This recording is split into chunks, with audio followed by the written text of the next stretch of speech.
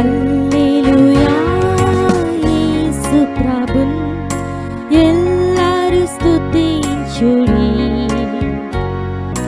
వల్లభుని చర్యలను తిలకించి స్తుతించుడి.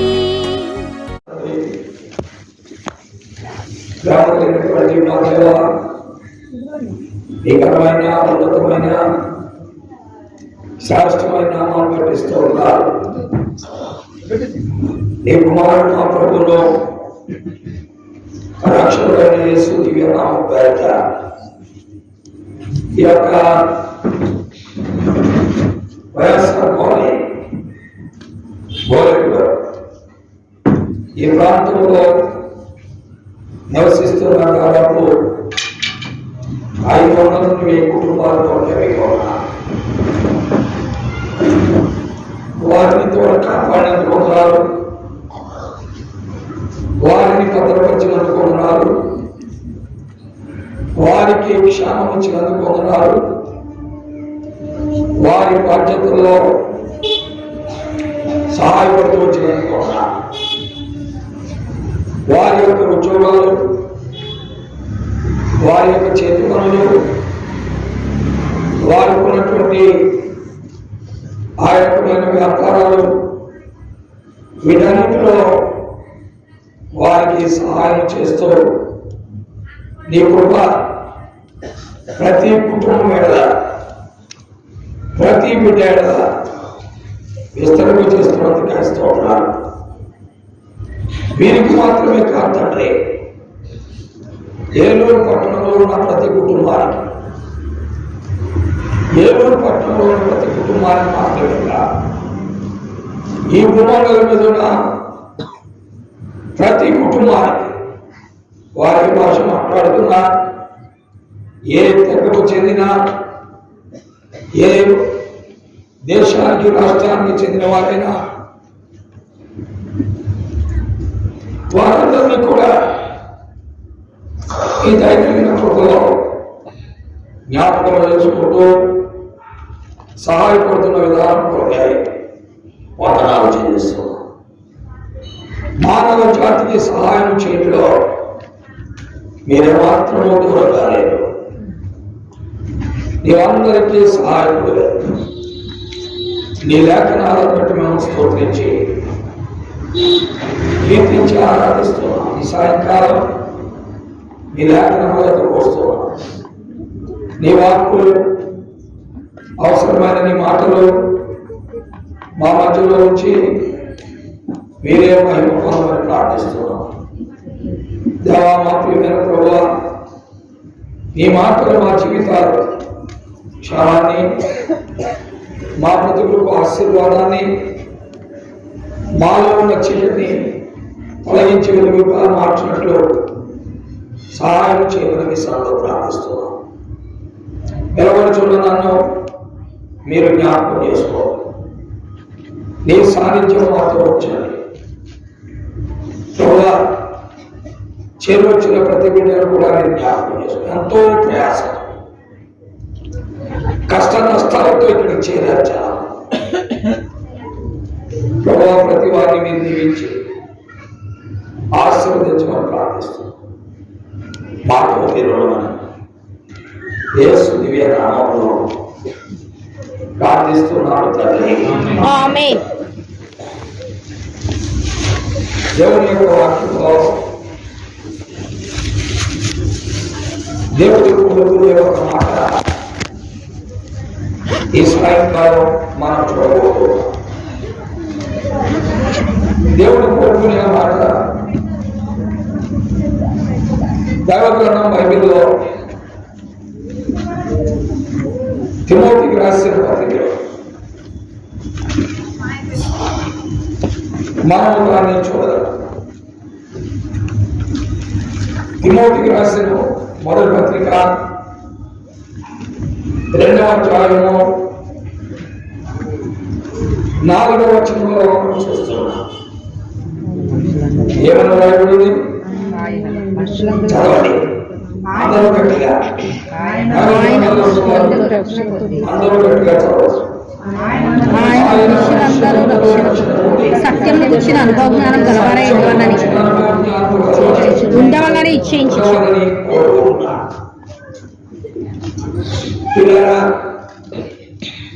మానవ జాతిని దేవుడు కోరుకుంటున్న కోరిక ఏంటంటే మనుషులందరూ రక్షణ పొందాలి. మన వీధిలో ఉన్న కుక్కలు, జంతువులు, పశువులు, గేదెలు వాటి కూడా రక్షణ. మనం ఆ కుక్కలు ఎంతో అల్లారబుద్ధిగా పెంచుకుంటున్నాం.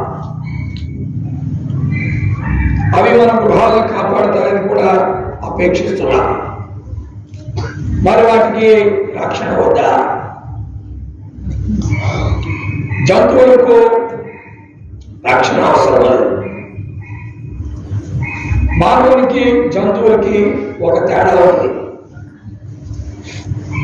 మానవునికి జంతువులకు కూడా తేడా ఏంటంటే జంతువులు ప్రాణము, దేహాన్ని కలిగి ఉంటాయి.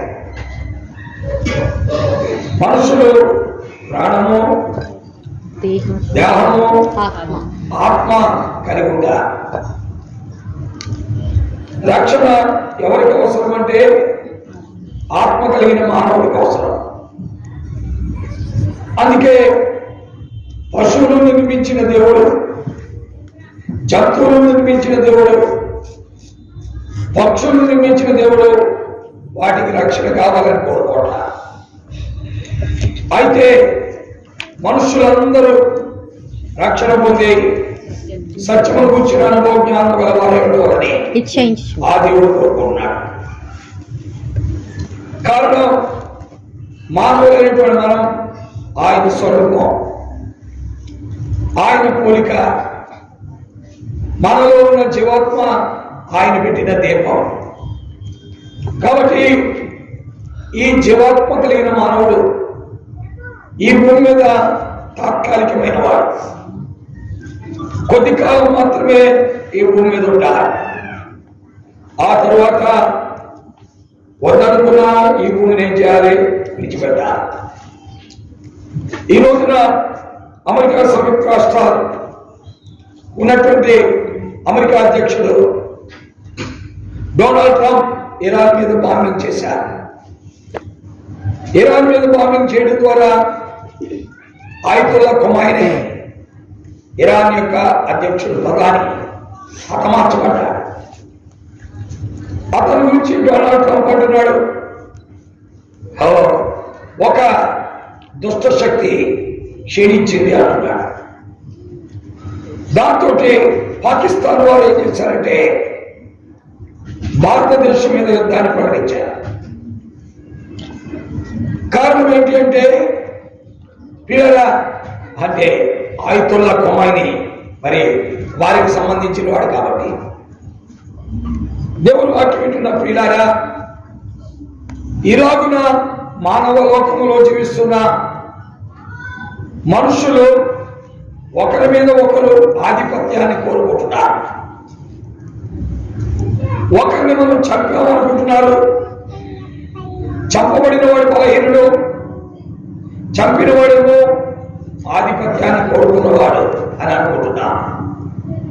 అయితే పిల్లరా, ఎలాంటి అధికారాన్ని, ఎలాంటి అంతస్తును, ఎలాంటి పరిస్థితులు కలిగిన వారైనా వారి జీవితంలో రక్షణ అవసరం. ప్రతి వ్యక్తికి రక్షణ కావాలి. అన్ని మతముల వారికి రక్షణ కావాలి. అన్ని వర్గముల వారికి రక్షణ కావాలి. అన్ని భాషలు మాట్లాడే వారికి రక్షణ కావాలి. అన్ని జాతుల వారికి కూడా రక్షణ కావాలి. అందుకే దేవుడు సార్వత్రికంగా కోరుకుంటున్నాడు, ఆయన భారతదేశంలో ఉన్నవారు రక్షణ పొందాలి, లేక అమెరికా సంయుక్త రాష్ట్రాల్లో ఉన్నవారు రక్షణ పొందాలి అని అలా ఆయన ఏమన్నారంటే మనుషులందరూ రక్షణ పొందాలి. Everybody on the face of earth, those who are living as human beings, ఎవరైతే మానవులుగా ఈ భూమండలం మీద నివసిస్తున్నారో వారందరూ కూడా రక్షణ పొందాలి. అనగా దేవునికి భాషా భేదం లేదు, రంగు భేదం లేదు, మత భేదం లేదు, వర్గ భేదం లేదు, దేశ భేదం లేదు. ఆయన దృష్టిలో అందరూ సమానమే. ఈ రోజున మనం అనుకుంటాం ఆ క్రైస్తవ మతస్థులు ఇస్లాం మతం మీద బాంబింగ్ చేశారని. అయితే క్రైస్తవ మతస్థులు ఇస్లాం మతం మీద బాంబింగ్ చేశారని మనం తలచినప్పటికీ పిల్లరా, దేవుని దృష్టిలో క్రైస్తవులు ఇస్లామిక్ మతానికి చెందిన అందరూ సమానమే. ఆయన అందరినీ ప్రేమించే దేవుడు. అందుకే ఆ దేవాది దేవుడు మానవ నిర్మాణకుడైన దేవుడు, మానవునికి పంచభూతములు ఇచ్చినటువంటి దేవుడు. పంచభూతములు అంటే నువ్వు పీల్చే గాలి, త్రాగుచున్న నీరు, ఈ భూమి మీద ఉన్న సమస్తాన్ని అనుగ్రహించినటువంటి దేవుడు.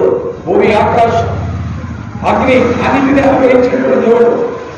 వీళ్ళగా స్వశరీరుడుగా మానవుడుగా యేసుక్రీస్తు పేరున ఆయన ఈ లోకంలోకి వచ్చాడు. బాబు చిన్నగా తీసుకోవాలి, పెద్ద తీసుకోవాలి. కాబట్టి ఆయన ఈ లోకంలోకి స్వశరీరుడుగా ప్రత్యక్షమయ్యాడు. ప్రియా స్నేహితులారా, ఆయనే ప్రభువైన యేసుక్రీస్తు.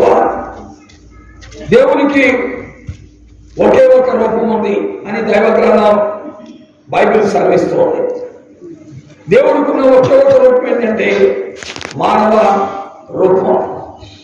అందుకనే దైవ గ్రంథంలో తిమోతికి రాసిన మొదటి పత్రిక 3వ అధ్యాయం 16వ వచనంలో దైవభక్తులు కూర్చున్న మర్మము గొప్పదైనది, ఆయన సశరీరుడిగా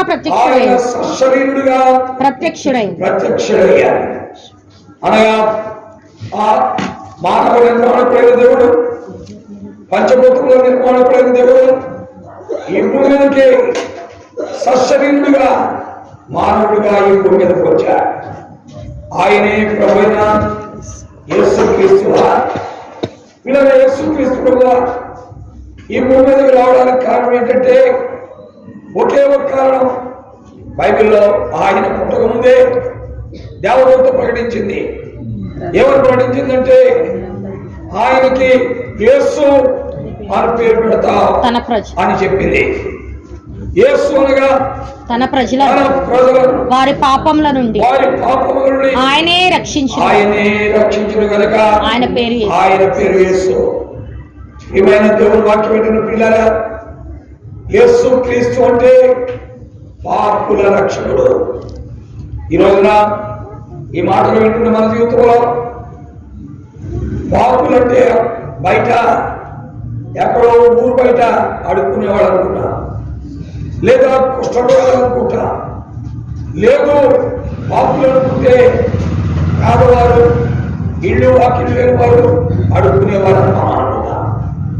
పాపులు అంటే పిల్లరా ఊరు బయట ఉన్నవారు కాదు, లేక అడుక్కునేవారు కాదు, లేక కుష్ఠరోగులు కాదు. పాపులు అంటే ఇక్కడ కూర్చున్న మనం అందరం పాపులమే. ఈనాడు ఏరోప్లేన్లో తిరిగేవాడు, రాకెట్స్ లో తిరిగేవాడు, కారులో తిరిగేవాడు, ఈనాడు ఆ రకమైన మరి విలాసవంతమైన జీవితాన్ని గడిపేవాడు అందరూ పాపులే. మానవ జన్మ ఎత్తిన ప్రతి వ్యక్తి పాపే. కాబట్టి ఈ విషయాన్ని మనం ఒప్పుకోవడం తప్పదు. మన జీవితంలో మనకు పాపం ఉందని ఎప్పుడు తెలుస్తుందంటే మనం అనుకునే పని కాకుండా అనుకున్న పని చేయటం. అర్థమైందా? మనం అనుకునే పని చేయకుండా అనుకోనని పని చేయటం. దేవుడు నిన్ను రక్షించాడు. ఎందుకు అంటే నీవు ఆయన కొరకు బతకాలి. ఆయన కొరకు నువ్వు బతకనప్పుడు వేరే వాడి కొరకు బతుకుతావు. వీళ్ళరా మనుషుల యొక్క జీవితం అదే. అందుకని ఇంగ్లీష్ ఒక సామెత ఉంది, Idol mind is the devils workshop. అంటే ఒక మరి ఏ పని లేకుండా కూర్చునేవాడు, ఒక సోమరిపోతుకి సైతాన్ ఎలా ఉంటాడండి? పనివాడిగా ఉంటాడు. కాబట్టి నీవు చేయాలన్న పని చేయకుండా ఉంటే చేయకూడని పని చేస్తావు. ఇది మానవ స్వభావం. చేయవలసిన పని మనం చేయనప్పుడు చేయకూడని పని చేస్తాం. ఈ రోజున దేవుడు మనం రక్షించాడు. ఎందుకు? ఆయన గురించి సాక్ష్యం చెప్పడానికి. అయితే మనం అది చెప్పినప్పుడు వేరే పని చేస్తా ఉంటాం. పిల్లరా, ఇది మానవుని యొక్క స్వభావం. దీనికి కారణం మానవునిలో ఉన్న పాపమే. మానవునిలో ఉన్న పాపం చేయవలసింది చేయకూడదు, చేయకూడదే చేయనిస్తాడు. ఇది మానవ స్వభావం. ఇది మనం ఒప్పుకోక తప్పదు. మన జీవితంలో మనం చేసే పొరపాట్లన్నీ ఇలాగే ఉంటాయి. మనం తాగకూడదనుకుంటాం, భార్యతో ప్రమాణం చేస్తాం, రేపు నుంచి తాగుడు తాగకుండా ఇంటికి వస్తా, నా నోట్లో నోరు పెట్టి వాసన చూడంట. కానీ మరి ఉదయం చెప్పిన ప్రమాణం సాయంకాలానికి నిలవదు. కారణం మనము మన స్థానంలో మనం నిలబడలేము, మన తీర్మానాల్లో మనం నిలబడలేము, మన నిర్ణయాల్లో మనం నిలబడలేము. దీనికి కారణం ఏంటంటే మానవ స్వభావం, పాపం. మానవుని మరి దేవుడు సృష్టించాడన్నారు కదా. మానవుడు దేవుడు సృష్టిస్తే మానవుడిని దేవుడు పాపిగా సృష్టించాడా అని మీరు అడుగుతారు. నో, దేవుడు పాపిగా సృష్టించడా. దైవ గ్రంథం బైబిల్ చెప్తుంది, దేవుడు మానవులను యథార్థవంతులుగా పుట్టించిన, కానీ వారి తంత్రములను కల్పించుకున్నాడు. దేవుడు మానవులను పుట్టించినప్పుడు యథార్థవంతులుగా పుట్టించాడు అని దైవజనుడైన సొలొమోను ప్రసంగి గ్రంథంలో 7వ అధ్యాయంలో ఆయన మాట్లాడుతున్నట్లుగా మనం చూస్తున్నాం. దేవుడు మానవులను యథార్థవంతులుగా పుట్టించిన, కానీ వారు వివిధ తంత్రములు కల్పించుకున్నారు.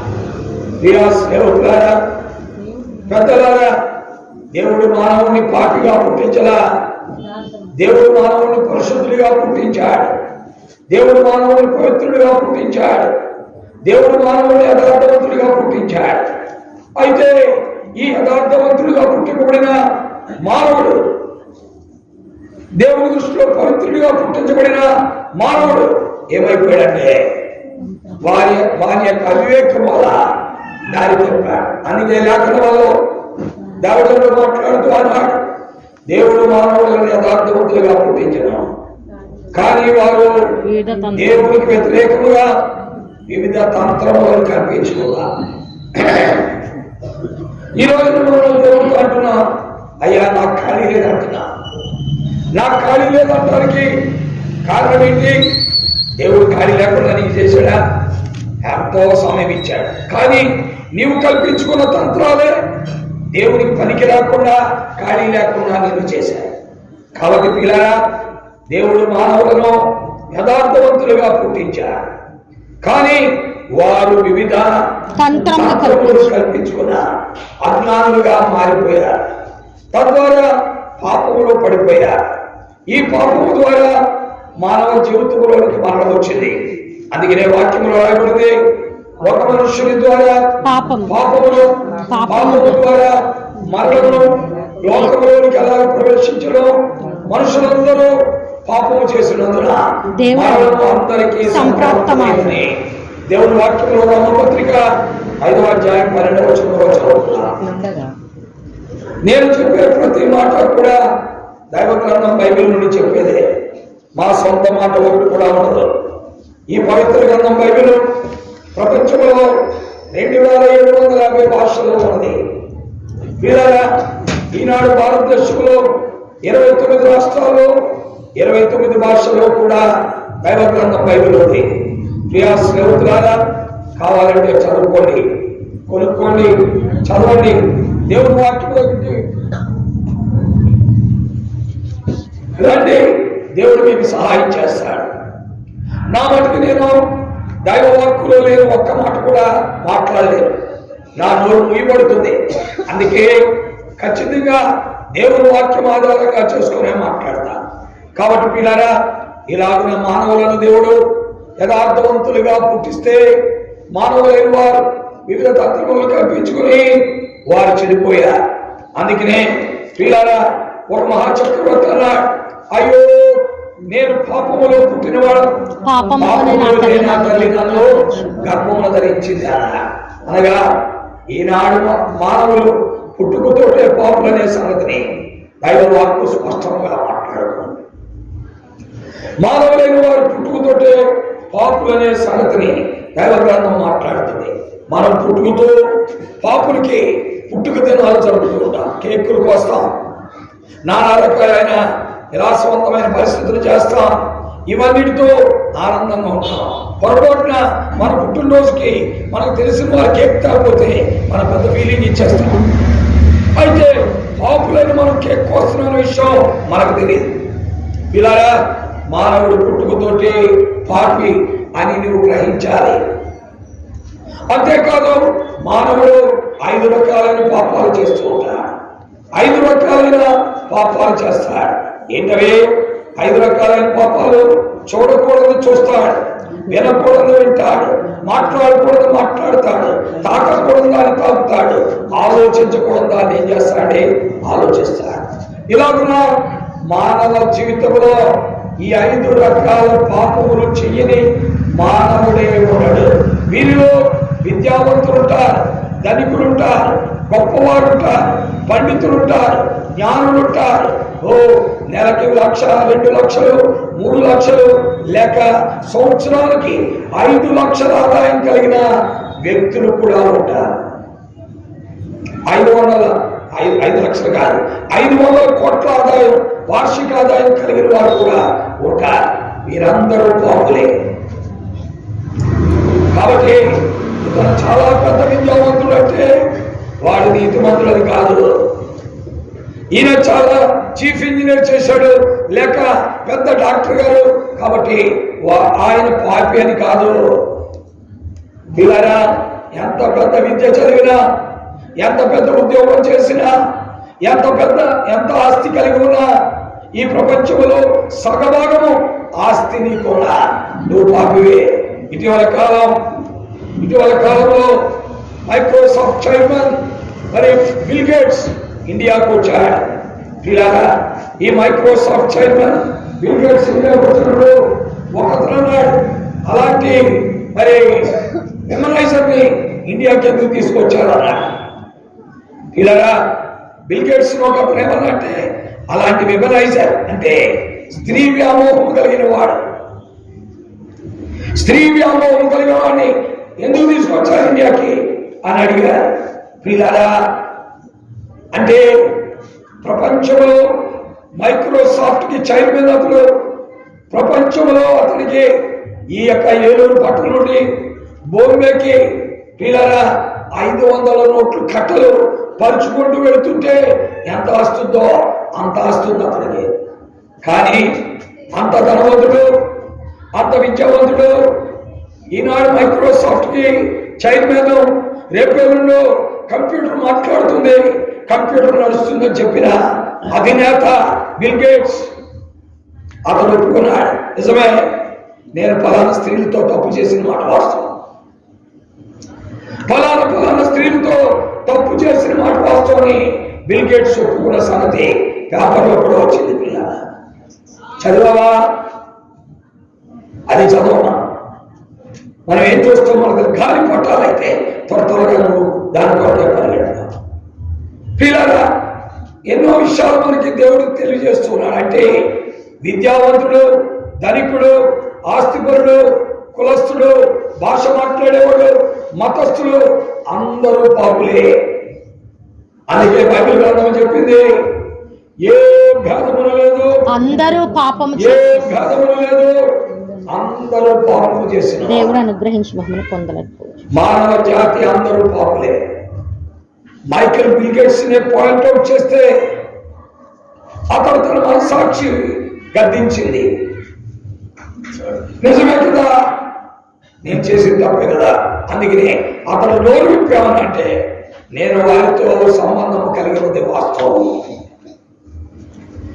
నేను చేసింది పాపమే అన్నట్టుగా మరో పరోక్ష భాషలో చెప్పాడు. ఎవరతను? Bill gates. స్నేహితులారా, మానవ లోకములో పాపము లేని వాడు ఒకడు కూడా లేడు. ఒకవేళ ఎవరైనా మనకి చాలా మంచి పనులు చేసి ఇంట్లో ఫర్నిచర్ కొని పెడుతున్నారు, ఇల్లు కట్టి పెడుతున్నారు, ఇల్లుకి మరి కావలసిన వసతులు కల్పిస్తున్నారు, నీళ్ల ట్యాప్, ఆ తర్వాత టాయిలెట్స్ ఇవన్నీ ఏర్పాటు చేస్తున్నారు. అంటే వాళ్ళందరూ మంచోళ్ళని మనం అనుకుంటున్నాం, వీళ్ళందరూ మంచోళ్ళని మనం అనుకుంటున్నాం. అయితే వాక్యం చెబుతున్నది పాపం చేయకుండా ఉండే నీతిమంతుడు ఒక్కడు కూడా లేడు అని. ప్రసంగి 7వ అధ్యాయం 20వ వచనం అనుకుంటా. చూడండి ఏమని రాయబడిందో. దేవుని వాక్యంలో మనం చూస్తున్నాం. ప్రసంగి 7వ అధ్యాయము పాపము చేయకుండా ఎన్నో వచనం 7:20 పాపము చేయకుండా నీతిమంతుడు భూమి మీద పాపము చేయకుండా ఉండే నీతిమంతుడు ఒక్కడు కూడా లేడు. తెల్ల చొక్కా వేసుకుని, తెల్ల ప్యాంట్ వేసుకుని, దైవ గ్రంథం బైబిల్ పట్టుకుని తిరుగుతూ ఉంటే అతడు పరిశుద్ధుడేమో అని మనం అనుకుంటాం, అతడు నీతిమంతుడేమో అని మనం అనుకుంటాం. బైబిల్ మీద తాగించుకున్నాడు కాబట్టి మనం ఏమంటే దైవజనుడు వచ్చాడు. ఇలాగా మానవ జీవితమే పాపం. ఏ వ్యక్తిలోనైనా పాపం ఉంటుంది. మతాధికారులు, పీఠాధిపతులు ఎవరిలోనైనా పాపం ఉంది. నాలో పాపం లేదని చెప్పే వ్యక్తి ఉండడు. నేను పాపము చేయలేదని చెప్పే వ్యక్తి ఉండడు. ఇలా ఒక వ్యక్తికి గుండె లేకుండా మానవుడిగా జీవిస్తున్నాడంటే అంత వాస్తవం, పాపము లేకుండా మానవుడిగా ఉన్నాడంటే కూడా అంతే వాస్తవం. అంటే మానవుడిగా పుట్టిన ప్రతి వాడికి ఏముంటుంది? పాపము. గుండె ఉంటుంది. గుండె ఉంది అంటే నీలో ఏమన్నట్టు? పాపం ఉన్నట్టే. గుండె లేదనుకోండి వాడి బ్రతకడం చర్చిలోకి సమానం. కాబట్టి ప్రియా స్నేహితులారా, ఈనాడు నీ అవయవమే నీతో మాట్లాడుతున్న సత్యమేమనగా నీవు ఆ అవయవాన్ని కలిగి ఉన్నావంటే నీలో పాపం ఉన్నట్టే. నాలో పాపం లేదని మనం చెప్పరు. ఈ రోజున అనేకమైన సందర్భాల్లో అనేకమైన వాగ్వివాదాలు మనం ఉంటూ ఉంటాం. ఏంటి ఆ వాగ్వివాదాలు అంటే, అయ్యా మేము మంచోడు, వాడే చెడ్డోడు అండి, వాడే చెడ్డోడు, మేము మంచోడు అని చెప్తాం. అంబటి రాంబాబు అనే ఒక రాజకీయవేత్త ఉంటే అంబటి రాంబాబు యొక్క కుమార్తె వివాహం చేసుకున్న తర్వాత వాళ్ళిద్దరి మధ్య గొడవ వచ్చింది. ఇలాగా అప్పుడు అల్లుడు చెప్తున్నాడు, మా బాంగారు భయంకరుడని, చెడ్డోడు అని చెప్తున్నాడు. ఎందుకని అతనికి వారికి మధ్య వచ్చింది వివాదం వచ్చింది. వివాదం వచ్చినప్పటికీ మాంగారు చెడ్డోడు, ఇతడు చాలా మంచోడు చెప్తున్నాడు. ఇతడు ఎంత చెడ్డోడు ఆ తర్వాత అతని స్నేహితులు చెప్పారు ఏమనంటే, ఊరికే కాదండి వీడు పెద్ద తాగుతా ఇలాగా. కాబట్టి మన జీవితాల్లో మన పాపం మనకు కనబడదు, ఎదుటి వారి పాపం మనకేమవుతే కనబడుతూ ఉంటుంది. మన దోషం మనకు కనబడదు, ఎదుటి వారి దోషం మనకు కనబడుతూ ఉంటుంది. మన లోపం మనకు కనబడదు, ఎదుటి వారి లోపం మనకు కనబడుతుంది. అందుకనే పెద్దలు అన్నారు, ఎవరంటే తప్పులెంచువారు తమ తప్పులెరుగరు అని మనం చదువుతున్నాం. ప్రియా స్నేహితులారా, కాబట్టి మనలో పాపం ఉన్నది. మనం పాపము లేని వారు అని చెప్పినా దేవుణ్ణి మోసం చేస్తున్నాం. మనం పాపము చెయ్యలేదని చెప్పినా దేవుణ్ణి మోసం చేస్తున్నాం. పాపము లేదు అని చెప్తే మనల్ని మనమే మోసపుచ్చుకుంటాం. పాపము చెయ్యలేదు అని చెప్తే సత్యవంతులైన దేవుణ్ణి ఏం చేస్తాం? మోసం చేస్తాం. కాబట్టి మానవ జీవితంలో ప్రతి వ్యక్తిలో కూడా ఏముంటుంది? పాపం. ప్రియమైన స్నేహితులారా, అందుకని ఆదివారం వచ్చేటప్పటికి ఒక సంఘానికి వెళ్ళే వాళ్ళు ఏం చేస్తారంటే తెల్ల చీర కట్టుకుని వెళ్తూ ఉంటారు, తెల్ల బ్లౌజ్ వేసుకుని, అలాగే తెల్ల ప్యాంటు తెల్ల చొక్కా వేసుకుని వెళ్తారు. సోమవారం నుండి శనివారం వరకు వేరే రంగులు వేస్తూ ఉంటారు. ఇలాగా మనుషులు రంగులు మార్చినంత మాత్రాన తన పాపాన్ని ఏం చేయలేడండి, కప్పుకోలేడు. బాహ్య సంబంధముగా మనము రంగులు మార్చినంత మాత్రాన మన పాపాన్ని మనం కప్పుకోలేము. హృదయం మోసకరమైనది, అది ఘోరమైన అది ఘోరమైన వ్యాధి. దానికి వెంపగల వాడెవడు పిల్లారా. కాబట్టి ఆలోచిద్దాం, గ్రహిద్దాం. ప్రియ స్నేహితులారా, ఈ సాయంకాలం మాటలు వింటున్న వాళ్ళరా, మనం నిజముగా పాపులమైతే సత్యవంతుల దగ్గరికి మనం రావాలి. పాపికి విమోచన కలుగు చేసేవాడు సత్యవంతుడే. అందుకే లేఖనాల్లో మనం చూస్తున్న సత్యం ఏంటంటే, దైవ గ్రంథం బైబిల్లో మనం చూస్తున్నాం. ఏమని రాయబడింది స్పష్టంగా మనం చూడగలం. ప్రియా స్నేహితులారా, దేవుని యొక్క వాక్యంలో మనం చూస్తున్న సత్యాలు ఇవన్నీ కూడా అందుకే నమ్మాలి, దేవుడి దగ్గరికి రావాలి. దేవుడు నీ నాశనాన్ని కోట్ల. ఇలాగే పాపంలో కొనసాగించబడితే ఏం జరుగుతుంది? డాక్టర్ గారు అంటాడు, అయ్యా నీ ఊపిరితిత్తులు చెడిపోయింది, నీ గుండె బలహీనపడింది, నీ ప్రేమలు కూడా దెబ్బతినిపోయినాయి, కాబట్టి నీవు ఫలాన్ని చేయకూడదు అని చెప్తాడు. ఫలాన్ని చేయకూడదు అని చెప్తాడు. నువ్వు వచ్చేస్తే చచ్చిపోతావు అని చెప్తాడు. అయినా మనుషుడు దానికి బానిస అయిపోయాడు కాబట్టి అది చేస్తూనే ఉంటాడు. ఒకవేళ బాహ్యంగా చేయకపోయినా రహస్యంగా చేస్తాడు. మాకు ఒక సహోదరుడు ఉన్నాడు, అతడు మల్టీ టాలెంటెడ్ ఫెలో, చాలా అద్భుతమైన మల్టీ టాలెంటెడ్. అతనంటే నాకు చాలా ఇష్టం. పిల్లరా, అతడు నన్ను తమ్ముడు అని పిలిచేవాడు. అతను ఒకసారి చిన్న సమస్య వచ్చింది. ఆ రోజుల్లో మణిపాల్ హాస్పిటల్కి మరొక పేరు ఉండేది. ఆ రోజుల్లో దాన్ని ఎవరంటే సౌమ్య అనే దాని వాడు. ఆ హాస్పిటల్ పేరు అది విజయవాడలో ఉంటుంది. అతన్ని హాస్పిటల్లో అడ్మిట్ చేశాను. నేను ఈ వెలుగురికి వస్తూ బస్తీకి హాస్పిటల్కి వెళ్ళి అతన్ని చూసి వచ్చాను. నన్ను తమ్ముడు అని పిలిచేవాడు. అతనితో అన్నా డాక్టర్ గారు ఏం చెప్పారు మీకు? ఏం చెప్పారన్నా మీకు డాక్టర్ గారు అని అడిగారు. అని అడిగితే అన్నాడు, డాక్టర్ గారు ఏం చెప్పాడు? సిగరెట్లు తాగొద్దు అన్నాడు తమ్ముడు అన్నాడు. అన్నాడు సిగరెట్లు తాగొద్దు తమ్ముడు, తాగొద్దు అన్నాడు తమ్ముడు అన్నాడు. అప్పుడు నేను అన్నా, మరి మీరు డెసిషన్ తీసుకున్నారా, తీర్మానం చేసుకున్నారా, సిగరెట్ తాగకుండా ఉండగా తీర్మానం చేసుకున్నారా అని అడిగా. ఆ నిర్ణయం చేసుకున్నాను తమ్ముడు, మానేస్తాను ఇక అన్నాడు. పిల్లరా, తన జీవితంలో ఇంటికి వచ్చాడు డిశ్చార్జ్ అయ్యి. డాక్టర్ గారు ఏం చెప్పారంటే, మా నాయన బాబు అని చెప్పారు. భార్యతో ఏం చెప్పాడంటే, అమ్మ ఏమనుకోదు, రోజుకి 2 సిగరెట్లు తాగుతాను అన్నాడు. ఏమన్నాడు? రోజుకి 2 తాగుతాను అన్నాడు. భార్య దగ్గర పర్మిషన్ తీసుకుని. డాక్టర్ గారు ఏమో అసలు తాగుతాన్నాడు, రోజుకి 2 తాగుతాను అన్నాడు. సరే, భార్య ఏం చేసిందంటే భర్త మీద ప్రేమతో, సర్లే 2 తాగండి, ఎక్కువ తాగకండి. ఎందుకంటే భార్యలకి భర్తల మీద ప్రేమ ఎక్కువ. కాబట్టి మీరు ఎక్కువ తాగొద్దు, కొద్దిగా తీసుకోండి. ఒక తాగండి, గ్లాసులు కొద్దిగా పోసుకొని తాగడం కదా. వాడేమో సీసా బయట తాగేసి ఇక్కడ గ్లాసులు ఆడేది కూడా కొద్దిగా తాగుతాడు. ఫుల్ సీసేమో బయట తాగేస్తాడు. ఎదురుకుండా ఏం చేస్తాడంటే కొద్దిగా గ్లాసులు పోసుకుని ఇంతే తాగుతున్నాడు అంటాడు. అప్పటికే ఇట్లా సీసాన్నర అయిపోయాడు. పిల్లరా, ఇతడు కూడా అలాగే చేశాడు. ఏం చేశాడంటే భార్యతో 2 తాగుతున్నా అని చెప్పి రోజుకి 20 సిగరెట్లు తాగాడు. ఒకరోజు ఏం జరిగిందంటే, పిల్లరా ఇలా తాగుతుంటే సడన్ గా తనకు కొంత సమస్య వచ్చింది. అప్పుడు అన్నాడు, తమ్ముడు ఇంకా నేను విజయవాడ వెళ్ళిపోతాను అన్నాడు. సరే వెళ్ళిపోతాను.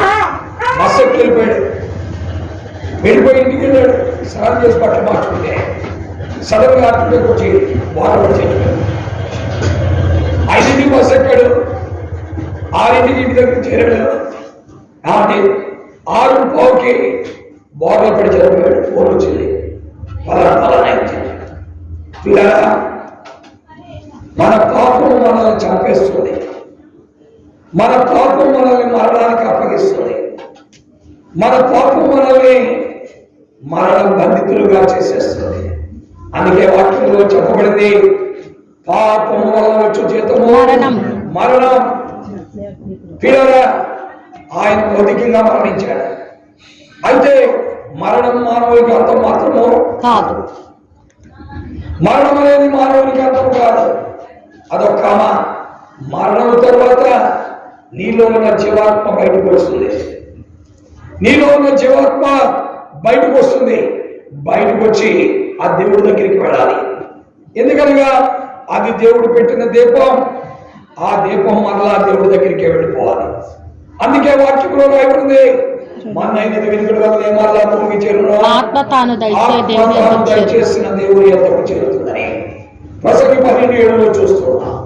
మన్నైనది వెనుకడు వల్ల మరలా భూమికి చేరును, ఆత్మ తాను దయచేస్తున్న దేవుడి యొద్దకే పోతుందని పిల్లరా. కాబట్టి నీలో ఉన్న ఆత్మ దేవుడు పెట్టిన దీపం. అది లోకాన్ని విడిచిపెట్టాక మరలా దేవుడి దగ్గరికి వెళ్ళిపోవాలి. అది నీది కాదు.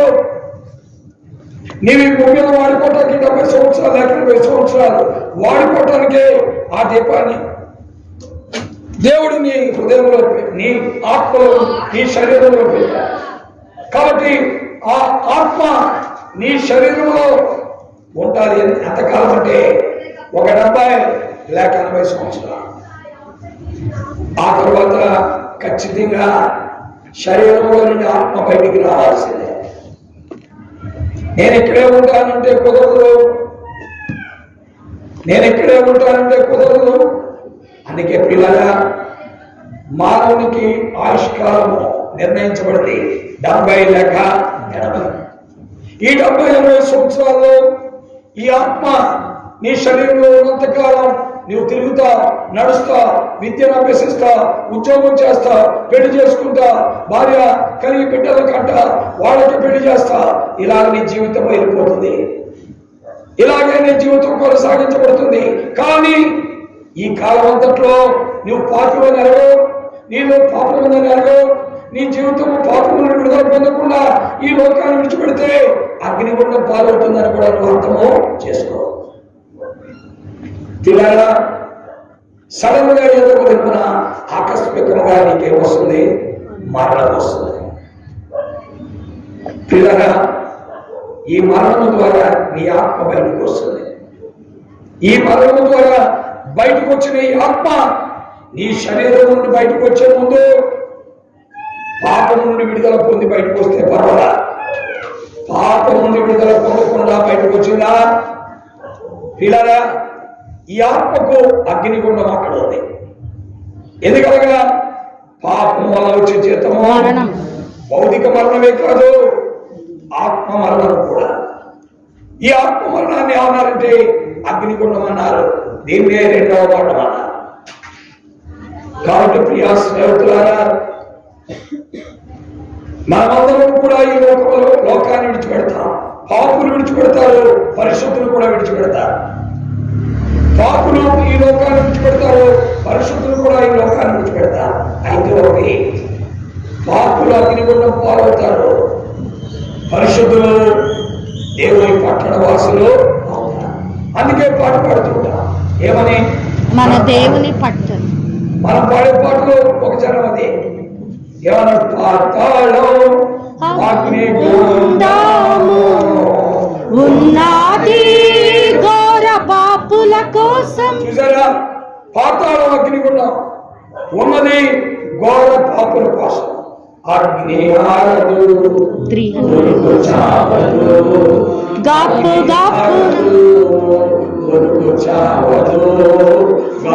గాపు కాబట్టి అగ్ని ఆడుతుందంటే ఆడదు. పురుగంటే నీ ఆత్మ చనిపోతుందంటే చాలదు. పిల్లరా, ఇదే 2వ మరణం. ఈ 2వ మరణానికి వెళ్ళేవాళ్ళు ఎవరు అంటే పిల్లరా, యేసు ప్రభు నామమున. ఈ మాట చెప్పడానికి ఇది చెప్పారా మీరను అనుకుంటా? నో, మొదటే నీకు చెప్పగలను, కానీ విషయాన్ని వివరించడానికి ఇన్ని మాటలు చెప్పాల్సి వచ్చింది. ప్రియ స్నేహితుడా, యేసు క్రీస్తు నమ్మితే పరలోకానికి వెళ్తాం. అందుకనే దాంట్లోనే ఒక జనం పరలోకం గొప్ప వెలుగుతోను ఉన్నది పరిశుద్ధుల కోసం, పరలోకం గొప్ప వెలుగులోను ఉన్నది పరిశుద్ధుల కోసం. రాత్రి ఉండదు, చీకటి ఉండదు, రాత్రి ఉండదు, అచట చీకటి ఉండదు. దేవుడైన ప్రభువే ప్రకాశించుచుండును, దేవుడైన ప్రభువే ప్రకాశించుచుండును. యుగయుగములు పరలోక రాజ్యమేలుచుండును, యుగయుగములు పరలోక రాజ్యమేలుచుండును. యేసు ప్రభుని నమ్ముకో, పరలోకం చేరుదు. కాబట్టి పాతాళానికి చేరడానికి ఎవరు నమ్ముకున్నారు, ఎవరు కూడా వెళ్ళినా దానికి నిరాటకముగా నిరభ్యంతరముగా పాతాళం చేరిపోతాం. అయితే పరలోకము చేరాలంటే యేసు ప్రభునే నమ్మాలి. ఆయన నీ నిర్మాణకుడు, ఆయన నీలో జీవాత్మ పెట్టినవాడు, ఆయన నీ కొరకై మానవుడిగా భూమి మీదకి వచ్చినవాడు, ఆయన నీ కొరకై మానవుడిగా భూమి మీదకి వచ్చి నీ పాపం నుండి నిన్ను విడిపించిన కొరకై సిలువకెక్కినవాడు. అందుకే ఆయన గురించి రాయబడిన మాట, ఇదిగో లోక పాపమును మోసుకొని పోయే దేవుని గొర్రెపిల్ల. ఈ లోక పాపాన్ని మోసుకొని పోయే దేవుని గొర్రెపిల్ల అనగా ప్రభువైన యేసుక్రీస్తు. ఆయన్ని గొర్రెపిల్లతో పోల్చారు. ఎందుకో తెలుసా? ఆయన నోరు తెరవడు, తిట్టిన వారిని తిట్టడు, కొట్టిన వారిని కొట్టడు, అపహాస్యం చేసిన వారిని ఏమనడు, దూషించే వారికి బదులు పలకడు, ఎంతో తాను పరీక్షించుకుంటాడు. అందుకే ఆయన్ని దేంతో పోల్చారండి? గొర్రెపిల్లతో పోల్చారు బైబిల్లో. కాబట్టి ఆయన నీ పాప విమోచకుడు. నీ పాపాన్ని, నీ తండ్రి పాపాన్ని, నీ భార్య పాపాన్ని, నీ బిడ్డల పాపాన్ని, నీ కుటుంబ పాపాన్ని, ఈ ప్రపంచంలో 740 కోట్ల జనాభా యొక్క పాపాన్ని ఆయన మీద వేసుకున్నవాడు. పాపానికి వచ్చే శిక్ష మరణం. నీ పాపానికి బదులుగా ఆయన మరణించినవాడు. అందుకే మన అతిక్రమ క్రియల కొరకు ఆయన గాయపరచబడ్డాడు, మన దోషముల కొరకు ఆయన నలగొట్టబడ్డాడు. మనకు రావాల్సిన శిక్ష ఆయన మీద పడింది.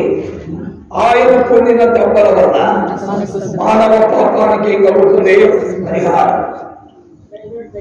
పిల్లరా, నిన్ను నన్ను నిలబెట్టి మొక్క మీద మేయాలి, కొరడాలతో కొట్టాలి, బళ్ళాలతో కొడాలి. అయితే నీకు నాకు బదులుగా ప్రభువైన యేసుక్రీస్తు వారి శిలువలో ఈ శిక్ష అనుభవించారు. ఎవరైతే శిక్ష అనుభవించారో ఆయన్ని మనం నమ్ముల ద్వారా మన శిక్ష నుండి మనం ఏమవుతామండి? విడుదల పొందుతాం. ఆయన నీ కొరకై శిక్ష అనుభవించాడు, నీ కొరకై మరణించాడు, నీ కొరకై సమాధి చేయబడ్డాడు, నీ కొరకై సమాధికి వచ్చి తిరిగి లేచాడని నీవు నమ్మితే, ఆయన సజీవుడని నువ్వు నమ్మితే నీ పాపానికి కలుగుతుంది పరిహారం కలుగుతుంది. ప్రియా స్నేహితులారా, నమ్ముడు ద్వారానే మానవ జీవితానికి విడుదల కలుగుతుంది, మానవాత్మకు రక్షణ కలుగుతుంది. నమ్మకాలు పిల్లరా, అందుకే పాడుతూ ఉంటారు, నమ్మక దాటి నరకాన్ని గుండము చేరేదావా, నమ్మక దాటి పోయేదావా, నరకాన్ని గుండము చేరేదావా, ఎలాగు సాయింతుము ఎంతగానో ప్రలాపింతు, ఎలాగు సాయింతుము ఎంతగానో ప్రలాపింతు, ఇకనైనా నమ్ముము ప్రభు యేసుని, పరలోకము నిన్ను చేర్చెను, ఇకనైనా నమ్ముము ప్రభు యేసుని, పరలోకము నిన్ను చేర్చెను. కలువరిలో నీ కోసమే బలి ఆయను యేసు ప్రభు కలువరిలో నీ కోసమే బలి ఆయను యేసు ప్రభు కన్నులారా వీక్షించవా మనసారా యోచించవా ప్రియ స్నేహితులారా, ఆ కల్వరిగిరిలో నీ కొరకై ప్రాణం పెట్టిన వాడు ప్రభువే. నీవు ఆయన త్రోసివేయడం ద్వారా నీ పాపం నుండి విడుదల పొందలేవు. నీవు ఆయన త్రోసివేయడం ద్వారా రేపేళ్ళున్న అగ్నిగుండాన్ని ఎదుర్కోవాలి. నీవు ఆయన త్రోసివేయడం ద్వారా యుగయుగాలు భయంకరమైన శిక్షకు గురైపోవాలి.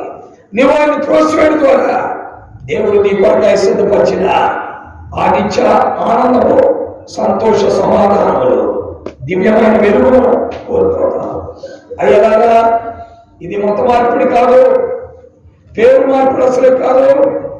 నీలో ఉన్న జీవాత్మకు పాప విమోచన, నీలో ఉన్న జీవాత్మకు మోక్ష భాగ్యము, నీలో ఉన్న జీవాత్మకు ఈ భూమి మీద ఉండగానే దేవునితో సహవాస బాంధవ్యం. ఏం కావాలో కోరుకో. చాలా మంది అనుకుంటున్నారు వారు తమ మతంలోనికి జనాన్ని కలుపుకోవడానికి ఇన్ని మాటలు చెప్తారు. పిల్లగా దైవ గ్రంథం బైబిల్లో ఎక్కడ కూడా యేసుక్రీస్తు క్రైస్తవ మతాన్ని స్థాపించడానికి వచ్చిన వాడిని ఎక్కడైనా ఉంటే నేను ఇంకా ఇలాగ స్వార్థ చెప్పడం మానేస్తాను. బైబిల్లో ఏ చోట కూడా యేసుక్రీస్తు క్రైస్తవ మతాన్ని స్థాపించడానికి వచ్చిన వాడు. యేసుక్రీస్తు ఈ లోకములకు వచ్చింది పాపులను రక్షించుటకు. యేసుక్రీస్తు ఈ లోకములకు వచ్చింది పాపి అయిన మానవుని పరలోకానికి చేర్చడానికి. యేసుక్రీస్తు ఈ లోకములకు వచ్చింది పాపి అయిన మానవుని జీవితమును రూపాంతరం చెందించి ఆయన మార్గములో నడపడానికి ఆయన ఈ లోకంలోకి వచ్చాడు. ప్రియమైన స్నేహితులారా, ఆలోచిద్దాం. మనకు మనముగా బాగుపడలేము, మనకు మనముగా మన పాపం నుండి విడుదల పొందలేము, మనకు మనముగా మన యొక్క నీతి క్రియల ద్వారా మోక్షానికి చేరలేము. ఈరోజు మనం అనుకుంటున్నాం మన దాన ధర్మాలు చేస్తున్నాం, అన్నదానం చేస్తున్నాం, భూదానం చేస్తున్నాం, గోదానం చేస్తున్నాం, వస్త్రదానం చేస్తున్నాం, మంచి పనులు అనేకమైనవి చేస్తున్నాం. కాబట్టి మనం తప్పకుండా మనకు మోక్షం దొరుకుతుంది అనుకున్నాం. పిల్లరా, నీకు నీ క్రియల ద్వారా మోక్షం దొరకదు. ధర్మ కర్మాల వస్త్రము నీవు కప్పుకొనగలవు. ధర్మ కర్మాల వస్త్రము నీవు కప్పుకొనగలవు. నీ పాపము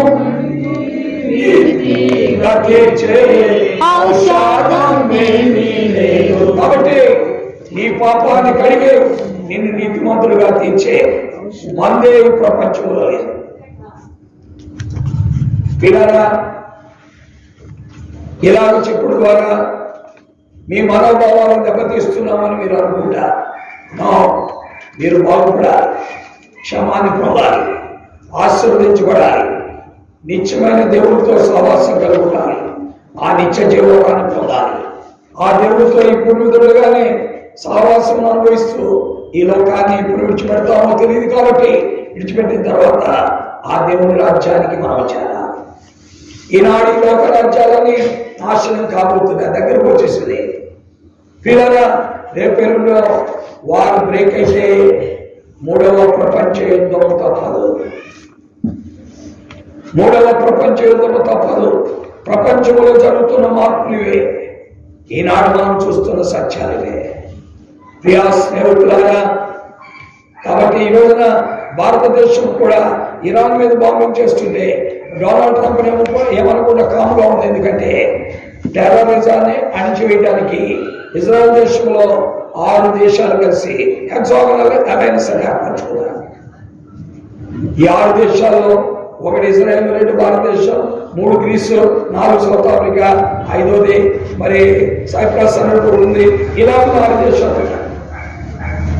స్నేహితులారా, ఇలా కూడా ఎవరి సంరక్షణ కొరకు, ఎవరి భద్రత కొరకు వారు పాటుపడుతున్నారు. నీకు నువ్వుగా భద్రపరచుకోలేవు, నీకు నువ్వుగా నిన్ను నువ్వు కాపాడుకోలేవు, నీకు నువ్వుగా నిన్ను నువ్వు కాపాడుకోలేవు. అది నీ వల్ల కాదు. అందుకే నేను లేఖనాల్లో చెప్పాడు, నీ జీవితం నీకు నువ్వుగా మార్చుకోలేవు, నీ పాపాన్ని నీకు నువ్వుగా పాపం నుండి విడుదల పొందలేవు. అందుకే వాక్యంలో మనం చూస్తుంటే స్పష్టంగా ఎంతో చక్కగా 23వ వచనంలో ఏమన్నా అంటే 11వ అధ్యాయంలో ఇర్మియా గ్రంథంలో ఏమన్నంటే కూషు దేశస్థుడు నల్ల జాతి వాడు నల్ల చర్మమును మార్చుకోగలరా? జంతువుల చర్మం మార్చుకోగలరా? అలాగైతే పాపము చేయటకు అలవాటు పడిన మీరు మార్పు చెందుటకు అవకాశం ఉంది. కాబట్టి పిల్లగా మనకు నమ్మగా మారలే, మనకు నమ్మగా మారలే. ఈ రోజున షుగర్ వ్యాధి ఉన్నవాడే స్వీట్లు తినకూడదంటే మన స్వీట్ ప్యాకెట్ అక్కడ పెడితే మొట్టమొదటిగా తినేస్తున్నాడు. స్వీట్లు తినకూడదని చెప్పి అనుకోండి, మొట్టమొదటి స్వీట్ తినేస్తాం. మేము షుగర్ వ్యాధి ఉన్నటువంటి 2 సహోదరులతో మేము కొంతమంది సహోదరులు కలిసి వెళ్ళాం. వెళ్తే ఒక ఇంట్లో వాళ్ళు ఏం చేశారంటే స్వీట్ల ప్యాకెట్ పెట్టాం. యాక్చువల్గా మాకు షుగర్ లేదు, మేము ఇంకా అక్కడ పోలేదు. అయితే ఆ షుగర్ వ్యాధి ఉన్న వాళ్ళిద్దరు తినేశారు. తినారా అంటే దీని అర్థం ఏంటి? మనకు మనముగా ఒక చిత్తశుద్ధితో ఉండలే, నిర్ణయాలు చేయలేరు, తీర్మానాలు చేయలేరు. మన జీవితమే జారిపోయే జీవితం, పడిపోయే జీవితం, దిగజారిపోయే బ్రతుకు మాది. మనల్ని చక్కగా ఉంచగలిగిన వాడు దేవుడు ఒకడే. కాబట్టి ఆ దేవుడు కోరుతున్నాడు మనమందరము కూడా ఆయన్ని కలిగి ఉండాలి. అందుకే భక్తుడు అంటున్నాడు, మనుషులందరూ రక్షణ పొంది సత్యమును గుర్చిన అనుభవ జ్ఞానం గలవారండి. దీనికి మించిన సత్యం ఈ ప్రపంచంలో నీకు ఎక్కడైనా దొరికితే నామో ఈ దీనికి మించిన సత్యం ఎక్కడ దొరకదు. ఆ ప్రభువునే యేసు వారే సత్యము. కాబట్టి ఆలోచించుకో. అందుకే ఆయన ధైర్యంగా అన్నారు, నేనే మార్గం సత్యం జీవం, నా ద్వారా తప్ప ఎవరు పాపం పోగొట్టుకొని పరిశుద్ధులై దేవుడుండే స్థలానికి చేరలేదు. కాబట్టి నిర్ణయాలు మనమే బలవంతం లేదు. ప్రభువారు మన విషయమై కోరుకుంటున్నాడు. ఆయన దగ్గరికి పోతాం, ఆయన పిలుస్తున్నాడు. ప్రయాసపడి వారు మోసుకుంటున్నా సమస్త జనులారా నా దగ్గరికి రండి, నేను మీకు నెమ్మదిస్తాను, మీ బ్రతుకులకు క్షేమాన్ని కలుగు చేస్తాను. నమ్ముట నీ వలనైతే నమ్మడానికి సమస్తము సాధ్యం. మీరు నమ్మితే దేవుని మహిమను చూస్తారు.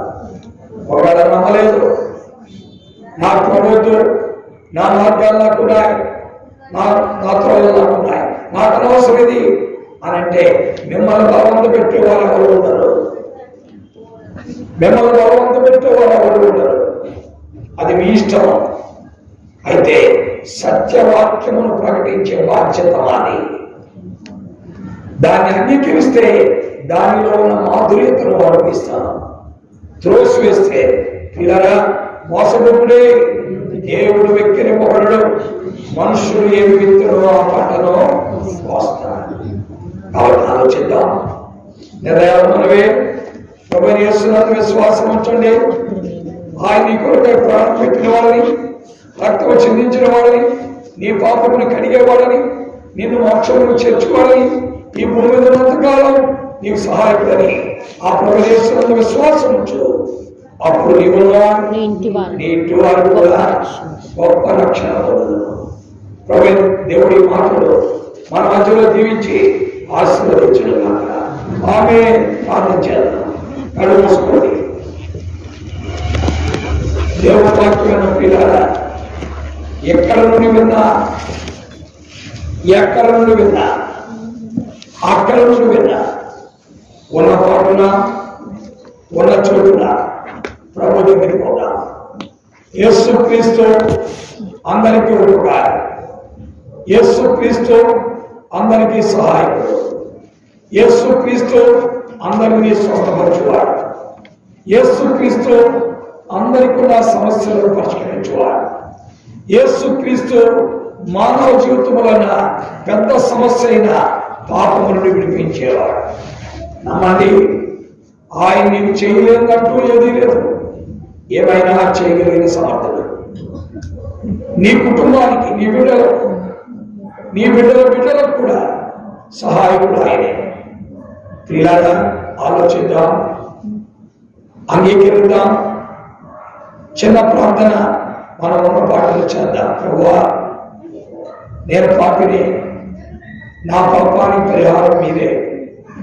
ఎంతకాలం మీరు దేవుడు కాదు, నాకు కాదనుకున్నాను. నీవు నాకు కావాలి, నన్ను క్షమించు. ఈనాటికి నేను పాపంలో ఉండాలి, దయతో నన్ను బాగు చేయి అని ప్రభు తట్టు తిరుగు. ప్రభు సహాయం చేస్తా, ప్రభు నిన్ను బాగు చేస్తా, ప్రభు నీకు మేలు చేస్తా. ప్రభు కనిపించు.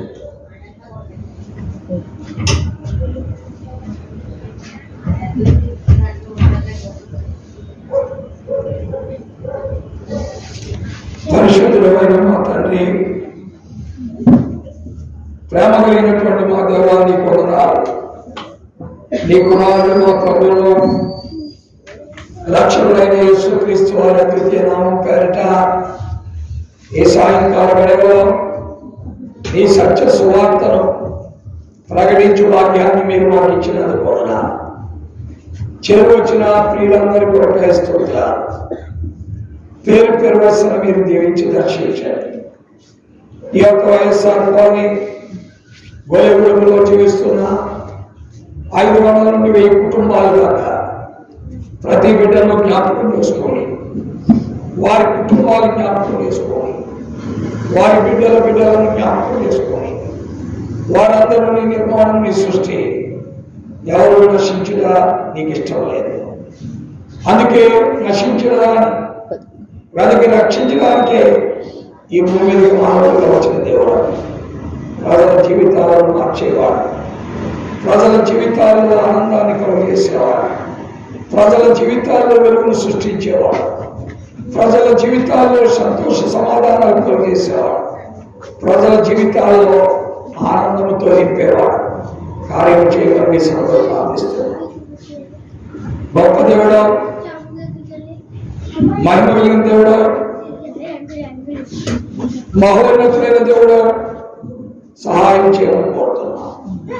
ఎవరు తమ పాపం ఒప్పుకుంటూ, నీవు తమ కావాలని కోరుకుంటూ, నీవే వారి కుటుంబాలకి, వారి జీవితాలకు ఆశ్రయమనే రోజు నీ వైపు చూస్తున్నారు. వారందరినీ కూడా అంగీకరించి ముద్రించాలి.